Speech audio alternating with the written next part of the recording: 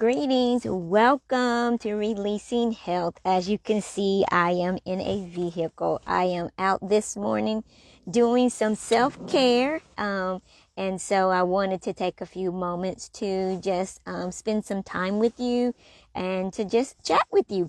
And so just a little bit about how my day has gone. I usually have a busy morning, and today was not any different. But I was having a conversation with myself, and that's okay. And I was in the conversation. I was compelled to, as in my evaluating this year and how things have gone, what has worked, what hasn't worked, things that I desire to implement in the coming year. I was just recognizing patterns. Excuse me, my throat got a little ticklish there. And so patterns, I remember as a young girl, my mom used to make all of our clothes. She used to sew them. I'm like, I didn't get that gift, or I didn't nurture that gift. And so very good when it came to sewing clothes. I know in days before us, many women actually were seamstress. And so she got that gift from her mother and sewing our clothes for us. And so I remember her always having patterns to cut out to make our clothes. And if any of you want to think about patterns, it gives you a guide to create what it is that you want to have. And so I also remember as a young girl when we used to do our family singing together, we all had on the same color robe or dress or whatever it was. So the pattern was the same. And so you're probably thinking, how in the world is that relating to releasing health? Well, it does. So in my conversation with myself this morning, in my evaluation process that I've been in for several weeks, I was recognizing patterns that seem to be reoccurring, but not so profitable. And so I use, when I'm working with my clients and evaluating in the conversations and the sessions that we have, I also recognize patterns that are a benefit to them and those patterns that may not be so beneficial. So in regards to myself and recognizing these patterns, such as, let me give you an example of a pattern that I recognize. I can get my closet all cleaned out, all spiffed up, and then over time recognize that it gets cluttered again.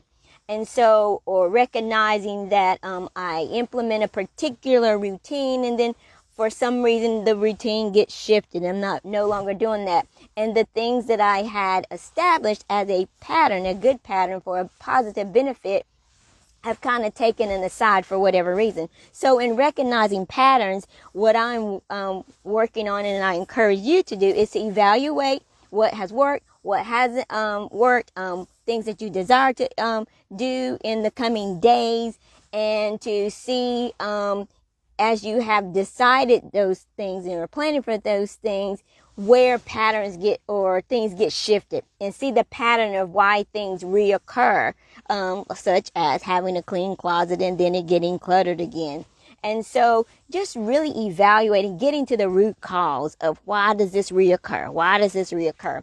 And so when I'm working with my clients, if there's an issue that is a health expression that reoccurs, is really going deep. I like to call it my investigative reporting hat. Put that hat on and help to uncover what allows this pattern that you don't desire to have to become and to have expression in your life, whether that be not having enough fun, not getting enough rest, not making sure your environment is conducive to you being able to think clearly and allow your creative being to be expressed, or whether that be not getting enough exercising or movement, or needing to shift your exercise routine. Just looking at patterns when you're not getting the results that you desire to get, looking at what is before you and seeing if there is a pattern that this particular thing has presented itself again, and look back to see what impacted, or what created, or what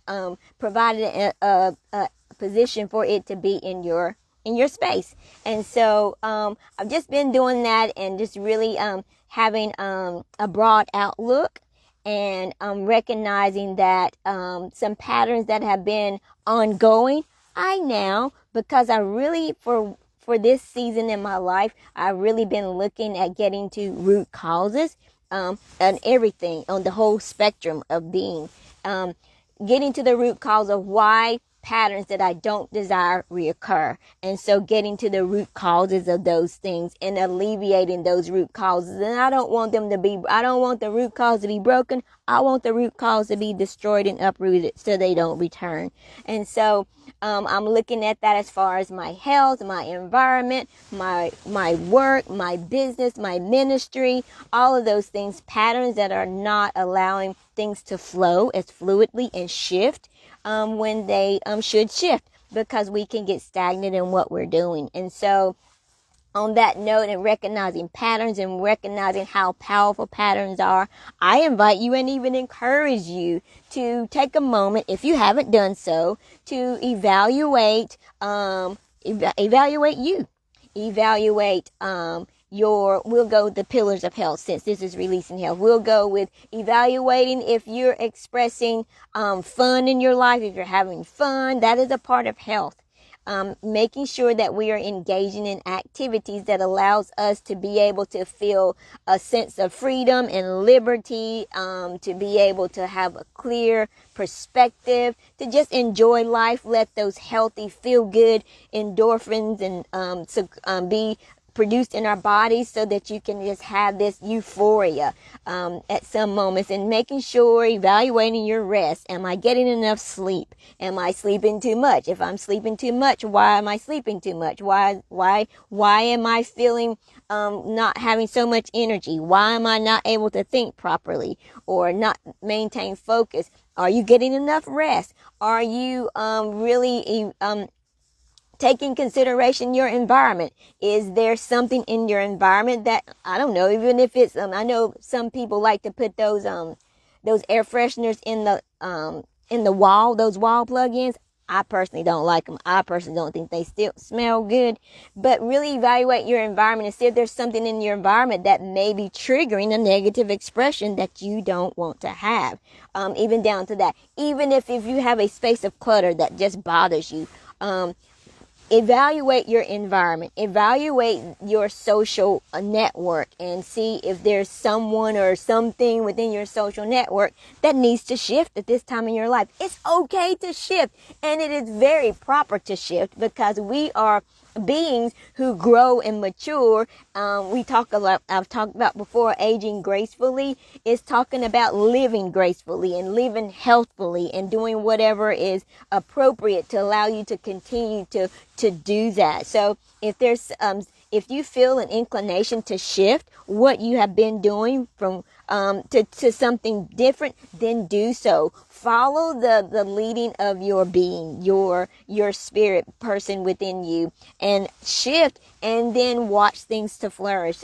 So even if your exercise is not what you desire to be, or if you feel like it's time to shift even with your exercise, do that. You might not be exercising enough. You might be exercising too much, because you can exercise too much. You can do the wrong type of exercises, and you can create stress within your body that you don't need or even want. And having that type of stress can present itself with negative expressions as a whole that you don't want. So evaluating your exercise, evaluating the food that you're putting in your body, because food is designed to allow the body to gather information to create energy so that we can be about our daily business and to be about life and to enjoy life. So evaluating the foods. Am I eating too much? Am I not eating enough? And am I eating at a time that's not a good time?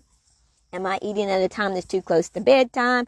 Just really looking at your food. Do I have a rainbow of food on my plate? Am I getting enough of greens? Am I getting enough of fiber? Am I getting enough protein? Am I getting the right amount of fat? All of those things matter.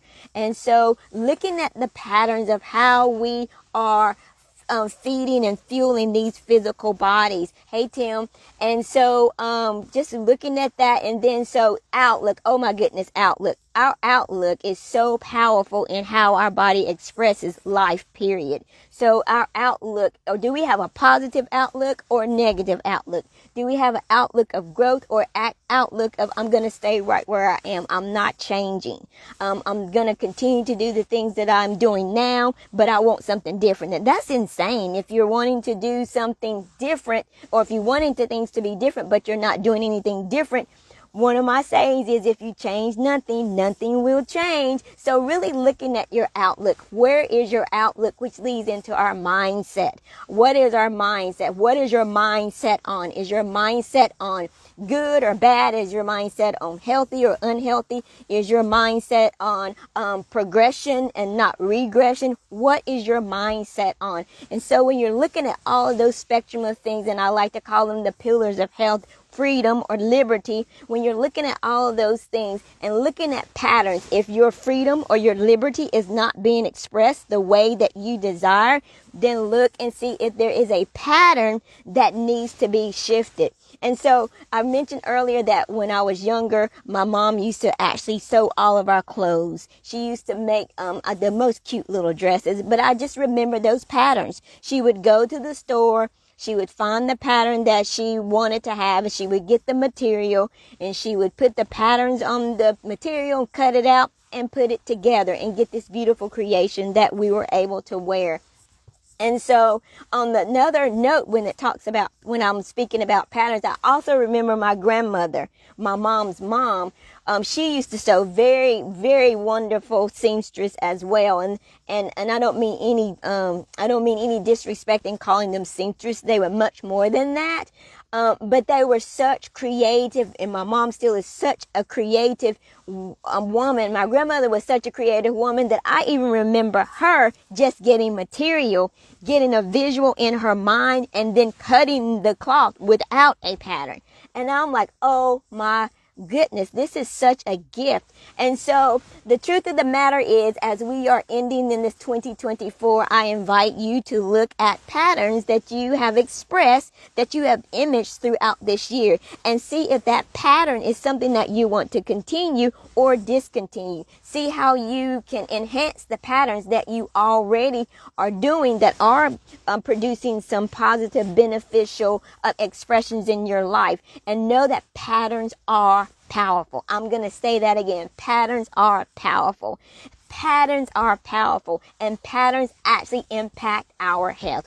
Patterns can be a positive for our health or a negative for our health. If we have things that are not providing us with some joy and some fun and some good feelings, then that can affect our health in a negative manner, whether that be not having fun, not getting enough rest, not getting enough exercise, not having a clean environment, not getting good food, not having a good outlook, not having a good mindset. That can infect and affect your health. So today, as we are here almost at the end of 2023, I just invite you to consider the patterns that you've been expressing.